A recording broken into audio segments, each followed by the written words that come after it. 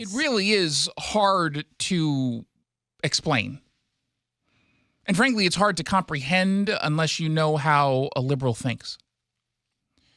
You'll recall, as we've talked about it many, many, many, many times, a bill that was passed in 2021 that ended up going into effect in 2023, so last year, that made it more difficult for the state to remove children from households that have parents who are drug addicts.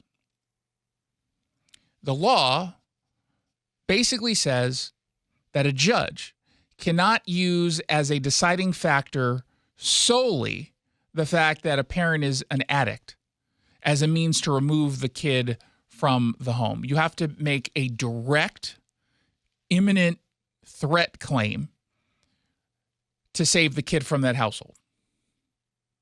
And simply being a fentanyl addict is not reason enough.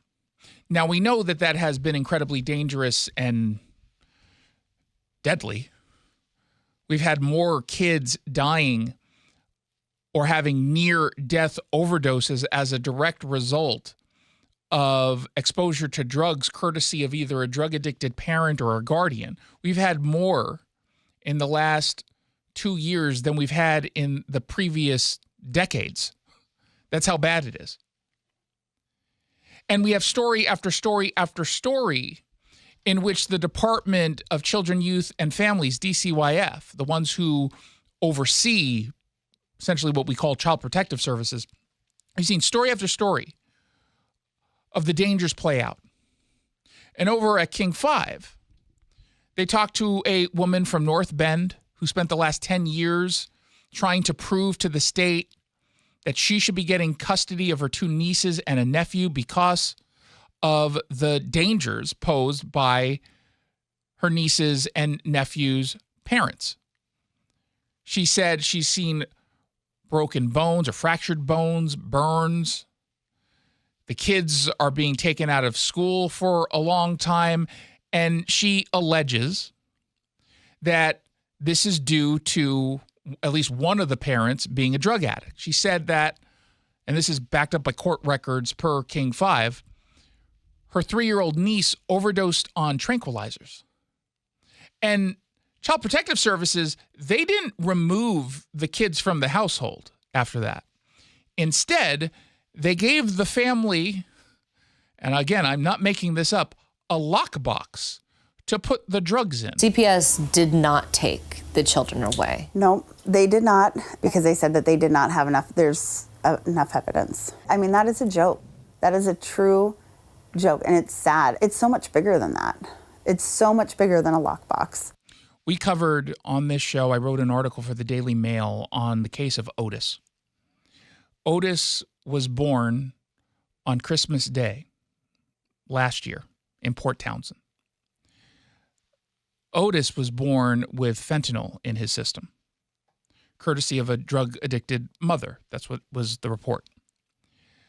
The courts and the state said, okay, Mom, you're going to treatment.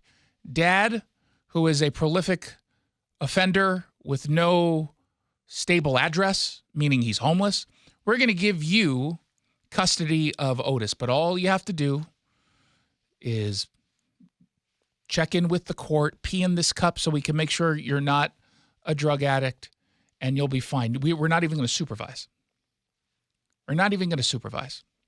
Well, 3 weeks after they handed over Otis to the dad, Otis was found dead, left in a bush. Naked body of a tiny child, lifeless. They find the father, who had apparently drugs and drug paraphernalia on him, not in the actual lockbox that he received from the state. Now, he was initially charged, but they couldn't get enough evidence to prove that he was responsible for the death of the 3-week-old child in his custody, and he's not going to serve any jail time as a result of this. Now, at the time that we covered this story, we had no idea about the lockboxes.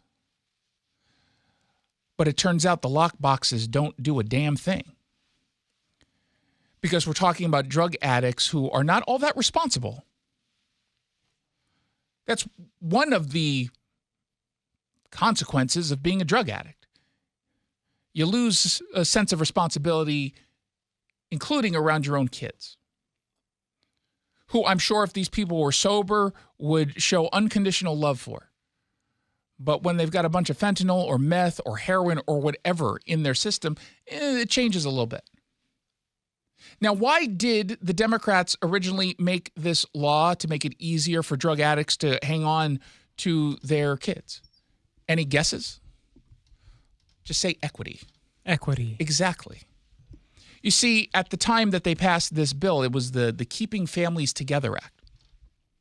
They said you've got too many black kids who are in foster care, and the law as it was written resulted in a disproportionate number of black families being separated.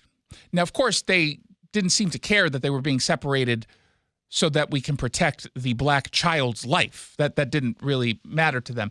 They just saw a disproportional data point. And what does disproportionality always mean to the left? Some sort of injustice. Yeah, injustice, racism, sexism, whatever it is. In this case, it showed racism. So they changed the law to make it harder to remove, in this case, remember, they're doing this for black kids, so let's just frame it that way. They made it harder to remove black kids from dangerous households, and now more black kids are dying. But they feel really proud of themselves because of equity. It's all about equity. And they have the audacity to defend the lockbox program as part of their harm reduction strategy. Doreen Perez is the Deputy Assistant Secretary for DCYF. And she spoke to King 5. Do you think that you guys are doing this safely? Yes. We certainly think that this is an opportunity to prevent harm. If it's not being provided, then there's no opportunity. And without that, there's no opportunity to try and keep them safe. So, of course, that's a stupid response and a stupid argument from a person who doesn't really care about kids. And you know why I'm comfortable saying that? Because she's defending a policy that's leading to the death of kids and the harm of kids. And you can't tell me with a straight face you care deeply about children when you are actively supporting policies leading to death of children. Sorry, not going to go with that. I'm not going to give you the benefit of the doubt and believe you're just misguided. You're not misguided. You're either soulless or you really don't care about your job. And I don't care which one it is, because at the end of the day, there are too many kids dying as a direct result of stupid programs like handing out lockboxes to drug-addicted parents instead of doing the right thing, which is remove the kids from the households. I get wanting to keep families together. I want to keep families together, except when keeping families together means a kid's going to die. Except when it means a kid is at a higher likelihood of being harmed severely. And of course, they don't even track how many lockboxes they give out, which means it's a ton. That's a lot. Which means they've got a lot of people who are addicted to drugs and they're keeping kids in those households. And again, it's not even keeping kids in households with drug-addicted parents who are trying to get help, who are going through programs and getting the treatment that they need. No, there's no requirement that you get treatment. Harm reduction is the strategy of the radical left. This is one of the strategies or the pieces of that strategy. Harm reduction is when you, quote unquote, mitigate the risks of illicit substance abuse by providing paraphernalia that is clean and or supposedly protective of the individual drug user. It's not about stopping them from doing their deadly drug of choice. It's all about giving them the clean needle or the clean fentanyl pipe so they don't catch anything while eventually killing themselves. Because they will all die, every single one of them. We just don't know when. But every single one of them is one high away from not waking up. And their argument is, oh, well, it's giving them the opportunity. Well, you know what also gives them the opportunity to be safe around their kids, not doing drugs. But y'all on the radical left choose not to push for drug cessation because it's stigmatizing. Telling a drug addict that what they're doing is deadly and harmful and irresponsible, that stigmatizes it. And you can't, if you stigmatize, they won't get help. And what we've learned clearly from the approach of not stigmatizing drug use is that a whole bunch of addicts who are not being stigmatized have decided to get help. Oh, that hasn't been the case? In fact, it's gotten worse? Yes. Oh, that's weird. But we've stopped stigmatizing them. I don't think it makes a difference, unfortunately. But what about what they tell us? Why are you lying to me? Are you playing me? Because they tell me that if we destigmatize drug use, people will go get help.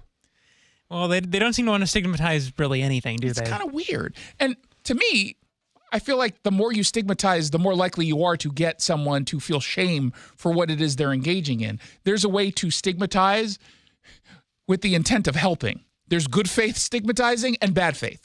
I'm not saying bully people, but I am saying maybe, stop pretending that being a drug addict is okay. Stop normalizing this kind of behavior. It is unbelievable. And, at King 5, they spoke to a mom who's a recovering addict. And she says, wait, we're supposed to use a lockbox when we're high? What? She scoffs at the idea. But like when it comes to fentanyl, per se, and that type of drugs, I would have to say, no, they're not good enough because they aren't always used properly. Oh, shocker. They're not always used properly. Dare I say they're probably not going to be used. Is there a drug addict out there who's going to say, oh, look at how responsible I am with my lockbox. I keep all my fentanyl, my freebasing kit, my tourniquets. I put it all here, even Narcan. How about this? I taught my 7-year-old how to give me Narcan in case I'm overdosing on an opioid. It's especially ridiculous when we're talking about fentanyl, which literally a trace of it can kill someone. You can get the amount of a grain of rice. Yeah. Is enough to kill someone. And when you're a fentanyl addict, you start to increase a little bit the amount of fentanyl you take to get that high because you start to get used to it, your system. It's kind of like Vicodin, except Vicodin won't kill you generally if you have just a rice grain more than you're supposed to. Fentanyl can. Especially given the fact that you don't actually know how much fentanyl is often laced in some of the pills that you end up taking. This is the most ridiculous act of a state that pretends to care about kids. And every day we don't call this out is another day that a kid's just going to die. That's the truth.